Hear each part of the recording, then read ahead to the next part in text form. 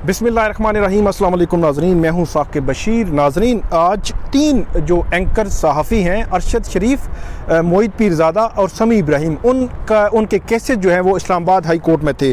आज सुबह तकरीबन 9:30-10 बजे से लेकर अभी तकरीबन 3:30 बजे तक बड़ी जो है वो दिलचस्प सूरत हाल रही, लेकिन सारी इस सूरत हाल का अहाता करके मैं आपके सामने रखूँगा। जो सुबह जो दरख्वास्तें थीं वो अरशद शरीफ की दरख्वास्त थी कि उनको हिफाजती ज़मानत दी जाए, क्योंकि उनके खिलाफ मुल्क भर में सिंध और बलूचिस्तान में मुकदमात दर्ज किए जा रहे हैं गद्दारी के। दूसरी दरख्वास्त थी समी इब्राहिम, उनकी दरख्वास्त ये थी कि उनके खिलाफ भी मुकदमात अटक में और मुख्तलिफ जगहों पे दर्ज हो रहे हैं, उनको भी प्रोटेक्टिव बेल दी जाए। इसके बाद तकरीबन 2 बजे मोहित पीरज़ादा जो है वो 1:30 बजे तकरीबन यहाँ पे आए इस्लामाबाद हाई कोर्ट में। उन्होंने कहा कि उन्होंने अप्रीहेंशन की बुनियाद पर कि उनको शक है शायद उनके खिलाफ कोई ऐसा मुकदमा जो है वो दर्ज हो सकता है, तो आमिर जो है वो आमिर अब्बास वकील हैं, उनके साथ वो आए। उन्होंने कहा भी मुझे प्रोटेक्शन जो है वो चाहिए।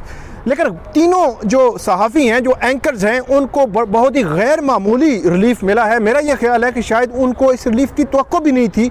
जो पटिशनर होता है, जो अक्यूज़ मुल्ज़िम होता है, उसकी तो ख्वाहिश होती है ज़्यादा से ज़्यादा रिलीफ मिले, लेकिन वो जितना जो है वो चाह रहे थे उससे भी ज़्यादा रिलीफ मिला है। बड़ा गैर मामूली रिलीफ है। चीफ जस्टिस जो हैं, इससे कबल तकरीबन पिछले 3.5 साल में भी पीका के तहत FIA की जो कार्रवाइयाँ थी, तब भी सहाफ़ियों को, सिविल सोसाइटी के लोगों को, जो कारकुनान हैं मुख्तलिफ सियासी जमातों को, उनको रिलीफ देते रहे हैं। और आज चीफ जस्टिस ने कहा उस वक्त दूसरे सेट के जो सहाफ़ी है यहाँ पे आते थे उनको भी रिलीफ दिया गया है। अब इस सेट के सहाफ़ी आए हैं तो ये जो इख्तलाफ राय है सहाफ़ियों के अंदर, जो ओपिनियन का, तो उस तनाजुर में अदालत बात कर रही थी तो उनको भी रिलीफ मिला गया।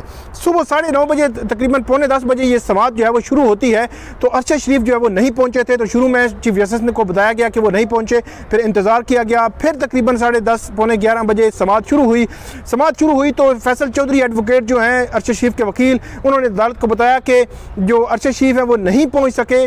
तो उसके बाद बहरहाल जो समाअत है वो शुरू हो गई। अदालत ने उनसे पूछा कि कितनी FIRs हैं, कितने मुकदमात हैं, आप क्या चाहते हैं, क्या मामला क्या है। अदालत की क्यों जुरिस्डिक्शन नहीं है, इस्लामाबाद से बाहर के मुकदमात हैं, तो अदालत कैसे इसको आगे चला सकती है, कानून क्या कहता है, इसमें असिस्ट करें, आप जो है हमें असिस्ट करें। इसी दौरान जो है अरशद शरीफ, दूसरे वकील हैं बैरिस्टर शुएब रज़ाक, उनके साथ कमरे अदालत में दाखिल होते हैं। वहाँ जो है वो बड़ी तादाद में कोर्ट रिपोर्टर्स भी थे, सहाफ़ी भी थे, जो वकला भी थे। तो अदालत ने अरशद शरीफ से पूछा कि जी अरशद साहब, आप बताएं कि आपके खिलाफ अब क्या है, क्यों इतने मुकदमात हो रहे हैं। तो अरशद शरीफ ने बोला कि मुझे थ्रेट्स हैं, मुझे शदीद किस्म की थ्रेट्स हैं, और ये कहा जा रहा है कि तुम्हें हम पूरे मुल्क में घुमाएंगे, तुम्हें अगवा करेंगे, तुम्हें जो है वो जलील करेंगे, और इस किस्म की बातें जो है अरशद शरीफ की जानिब से अदालत के सामने रखी गई।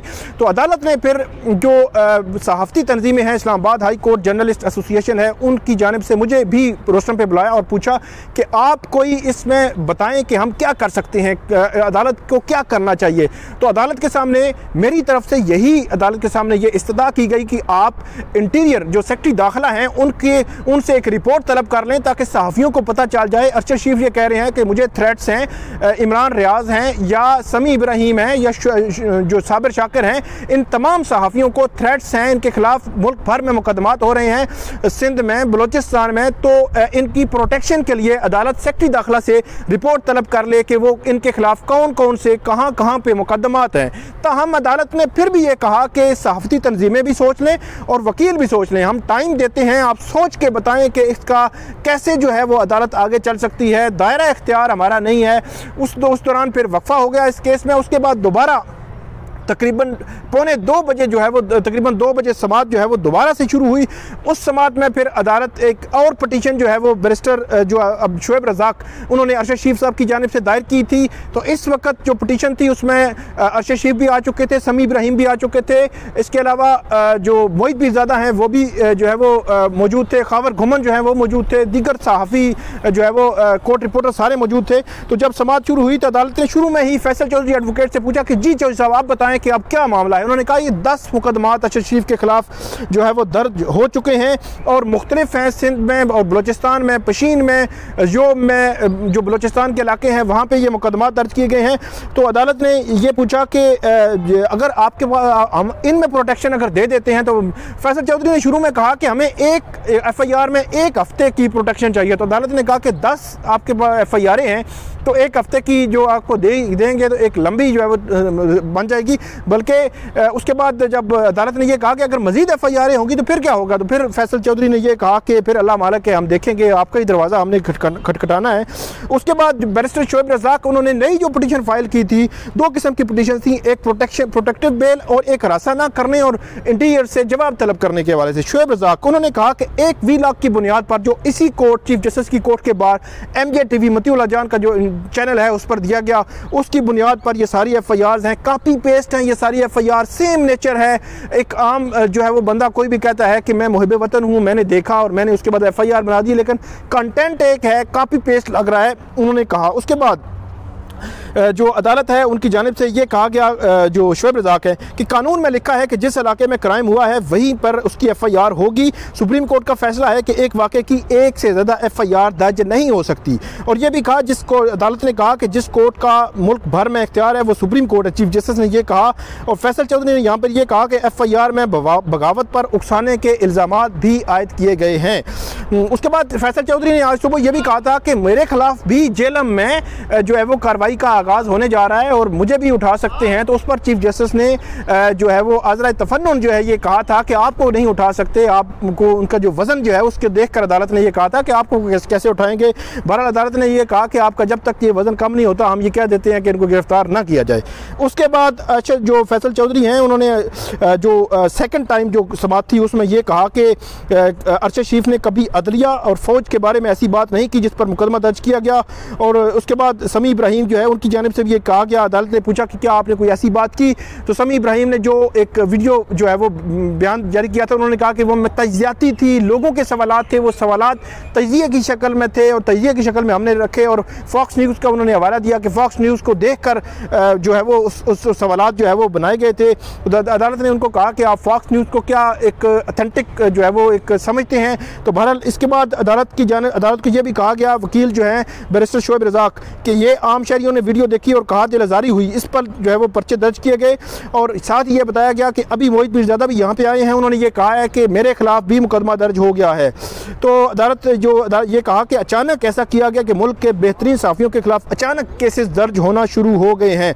इसी दौरान चीफ जस्टिस ने दोबारा Islamabad high court journalist association जो है उनको बुलाया, मुझे बतौर प्रेसिडेंट बुलाया और हमने ये अदालत के सामने यही रखा कि आप सेक्रेटरी इंटीरियर से रिपोर्ट तलब करें, क्योंकि जो सहाफ़ी हैं अरशद शरीफ, इनके खिलाफ जो पर्चे दर्ज हैं ये कैसे कराची जाएंगे, कैसे पशीन जाएंगे, इनको सिक्योरिटी के मसाइल हैं, इनको फ़ोन आया है, थ्रेट्स हैं, तो ये बहुत सारे इश्यूज़ हैं। इस वजह से अदालत पहले रिपोर्ट तलब कर ले, इस केस को पेंडिंग रखे और उसके बाद अदालत जो है वो फर्दर कोई ऑर्डर जारी करे।